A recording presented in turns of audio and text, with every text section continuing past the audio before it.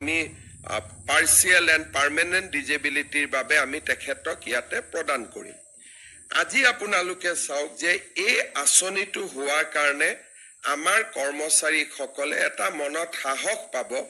আমি কাৰোৰে মৃত্যু নিবিচাৰো আৰু আমি সকলোৰে দীৰ্ঘ জীৱন কামনা কৰো, কিন্তু ভগৱানে কাৰ ভাগ্যত কি লিখিছে কোনেও নাজানে। অন্তত পৰিয়ালটোৱে কিছু সকাহ পাব। আমাৰ চৰকাৰে এই ধৰণে কৰ্মচাৰীসকলৰ বাবে আমি বহুতবিলাক কাম কৰিছো, যিটো আজি ভাৰতত আন কোনো চৰকাৰৰ জৰিয়তে এই কামবিলাক আমি হোৱা দেখা নাই। মই অলপমান বেছিকৈ কৈছো যে হয়, ভাৰতৰ ভিতৰতে অসম এখনেই ৰাজ্য যিখন ৰাজ্যত আমি কৰ্মচাৰীসকলক অতি সংবেদনশীলতাৰে সৈতে গ্ৰহণ কৰো। আজি আমাৰ যিসকল কৰ্মচাৰীৰ মৃত্যু হৈছে ইয়াতে ইন্সুৰেন্স ক্লেইম পাব, কিন্তু তেওঁলোকৰ পৰিয়ালটোৰ মুৰব্বীজনে মৃত্যু হোৱাৰ সময়ত চৰকাৰৰ যি দৰমহা পাই আছিল 60 বছৰ নোহোৱালৈকে তেওঁলোকে চেলাৰী পায়েই থাকিব, যিটো ভাৰতবৰ্ষত কোনো চৰকাৰে আজিলৈকে দিব পৰা নাই। অৰ্থাৎ আমাৰ নামত এমপ্লয়ী 4 লাখ, কিন্তু শ্যাডো এমপ্লয়ী যাক আমি 100% দৰমহা দি আছো, তেনেকুৱা এমপ্লয়ীৰো সংখ্যা আজি 10,000তকৈ বেছি হৈছেগৈ। যে তেওঁলোক কাম কৰি থাকোঁতে মৃত্যু হৈছিল। আজি যেনেকৈ আমি ইয়াত উল্লেখ কৰিছো যে 238টা পৰিয়ালে বীমা দাখিল কৰিছে,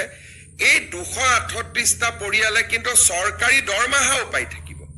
তেওঁলোকৰ দৰমহা ৰখি নাযায় আপ টু 60 ইয়াৰ্ছ। 60 বছৰ হোৱাৰ দিনাখন NPS, OPS, UPSৰ লগত তেওঁলোক সংলগ্ন হৈ যাব। আৰু otherwise through out the period, কাৰোবাৰ 2 বছৰ চাকৰি বাকী আছিলে, কাৰোবাৰ 10 বছৰ বাকী আছিলে, কাৰোবাৰ 15 বছৰ বাকী আছিলে, কাৰোবাৰ 20 বছৰ বাকী আছিলে, সকলোৱে 60 বছৰ নোহোৱালৈকে তেওঁলোকে চৰকাৰৰ পৰা মাহৰ 1 তাৰিখে আন কৰ্মচাৰীসকলে যেনেকে দৰমহা পায় তেওঁলোকেও পাই থাকিব, যিটো আজি আমি অসমত আমি প্ৰথমবাৰৰ বাবে কৰিব পাৰিছো। যোৱা 10 দিনমান আগতে আমি ইয়াতে কেছলেছ ট্ৰিটমেণ্ট মুখ্যমন্ত্ৰী লোকসেৱা আৰোগ্য যোজনা আৰম্ভ কৰিছিলো, আৰু কেছলেছৰ লগতে নন কেছলেছ হিচাপতো যিটো নেকি যি হস্পিটালতে যায় তেওঁলোকক আমি যদি হস্পিটাল এমপেনেলো নহয়, আমাৰ লগত কেছলেছ এগ্ৰিমেণ্টটো নাই, তথাপিতো আমি তেওঁলোকক মেডিকেল ৰিইম্বাৰ্সমেণ্ট দিয়াৰ ব্যৱস্থা কৰিছো,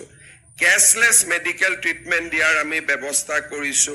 লোকসেৱা পুৰস্কাৰ দিয়াৰ ব্যৱস্থা কৰা হৈছে, কৰ্মচাৰী বঁটা প্ৰদান কৰা হৈছে, আৰু আমি কৰ্মচাৰীসকলৰ সুবিধাৰ প্ৰতি আটাইতকৈ বেছি লক্ষ্য কৰিছো। যোৱা কেইদিনমান আগতে মই বিহাৰত থাকোঁতে বহু কেইজন মুখ্যমন্ত্ৰীক লগ পাইছিলো। আলোচনাৰ সময়ত মই তেওঁলোকক আমাৰ যিটো মিউচুৱেল ট্ৰান্সফাৰ আমি ব্যৱস্থা কৰিছিলো তাৰ বিষয়ে উল্লেখ কৰিছিলো, যে আজি আমাৰ অসম চৰকাৰত 10,000+ এমপ্লয়ীয়ে পৰ্টেলৰ জৰিয়তে মেটছ মেকিং কৰি তেওঁলোকে নিজৰ ট্ৰান্সফাৰ ল'ব পৰা হৈছে, যিটো ট্ৰান্সফাৰত নেকি গভৰ্ণমেণ্টৰ কোনো দখল নাথাকে। মোৰ লগৰ মুখ্যমন্ত্ৰীসকলে মোক কৈছে যে চৰকাৰে যদি ট্ৰান্সফাৰেই নকৰে তেতিয়াহ'লে মুখ্যমন্ত্ৰী মন্ত্ৰী হৈ থকাৰ লাভটো কি আছে।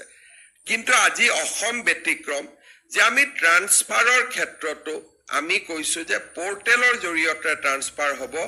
য'ত নেকি চৰকাৰৰ দখল আন্দাজ নাথাকিব, মাত্ৰ মিউচুৱেলি তেওঁলোকে মেটছ কৰিব লাগে যে হয় মই গোৱালপাৰাত যাম, আপুনি বঙাইগাঁওলৈকে আহিব। এই ধৰণৰ ব্যৱস্থা আমাৰ অসমত কেতিয়াও চৰকাৰী কৰ্মচাৰীসকলক দিয়া হোৱা নাছিল। আজি আমাৰ পিতৃ মাতৃ বন্দনা,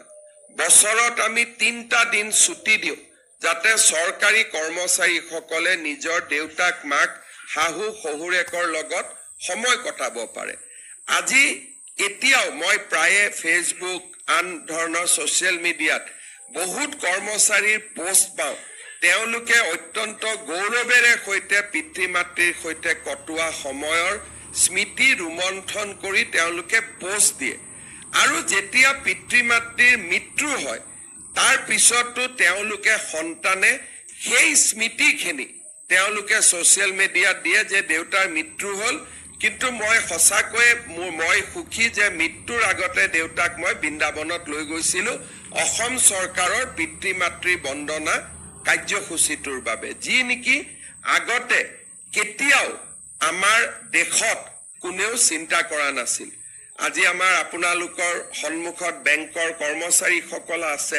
তেওঁলোককে যদি খুদু যে আপোনালোকে এইখিনি আমাক দি আছে বাট আপোনালোকে এইখিনি পাইছে নেকি তেওঁলোকৰ উত্তৰ আহিব যে নাই আমাৰ এইটো ব্যৱস্থা নাই আজি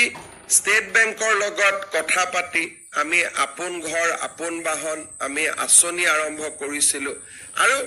that scheme become one of the most successful scheme আজি হাজাৰ হাজাৰ চৰকাৰী কৰ্মচাৰীয়ে আপোন ঘৰ আপোন বাহনৰ লোন লৈছে আৰু স্যালাৰি একাউণ্টৰ পৰা অটোমেটিক্যালি ডিডাক্ট হৈ আছে মাটি বাৰী কথা নাই মৰ্টগেজৰ কথা নাই আৰু আমাৰ কৰ্মচাৰী সকলো ইয়াতে খুব সুবিধা অনুসৰি তেওঁলোকে আজি আপোন ঘৰ আপোন বাহনৰ ঋণ ল'ব পাৰিছে মই ৰেগুলাৰ কেনেকে আমি দি আছো দৰমহা দি আছো তালৈকে মই যোৱাই নাই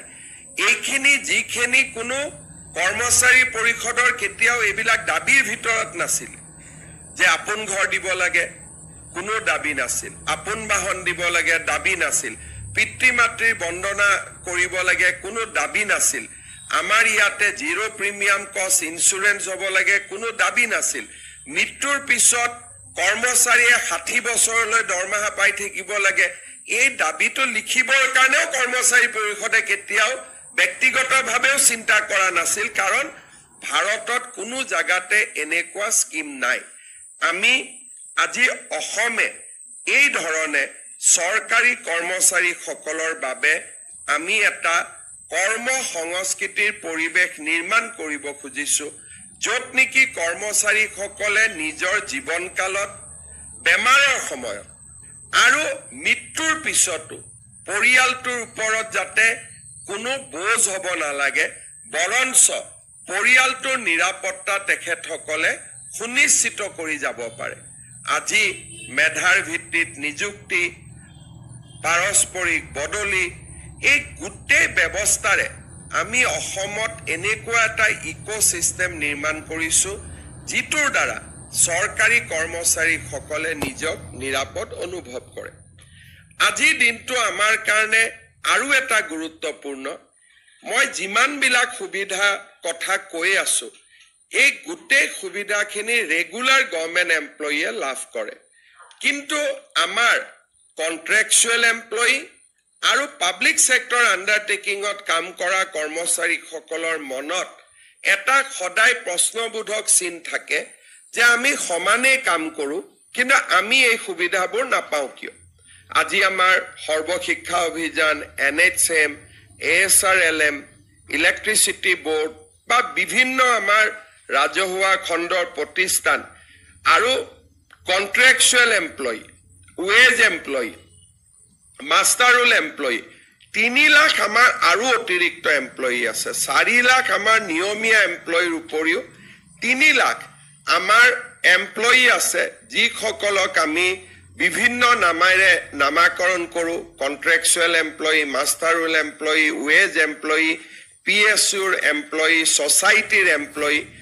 আজি আমি চেষ্টা কৰিছো আমি যাতে তেওঁলোকৰ কাৰণেও চিন্তা কৰিব পাৰো আজি আমাৰ বাবে আনন্দৰ দিন এক্সিস বেংকৰ লগত আমি এখন MOU কৰিম য'ত নেকি যদি আমাৰ স্যালাৰি একাউণ্ট আমি এক্সিস বেংকলৈকে ট্ৰান্সফাৰ কৰি দিও আমাৰ কন্ট্ৰেকচুৱেল এমপ্লয়ি সকলেও এই জিৰো প্ৰিমিয়াম ইন্সুৰেন্সৰ সুবিধা ল'ব পাৰিব যদি আজি সৰ্বশিক্ষা অভিযান NHM ASRLM আমি বিভিন্ন বেংকত একাউণ্ট ৰাখিছো কিন্তু আজি যদি আমি তেওঁলোকৰ একাউণ্টসমূহ এক্সিস বেংকলৈকে আমি ট্ৰান্সফাৰ কৰি দিও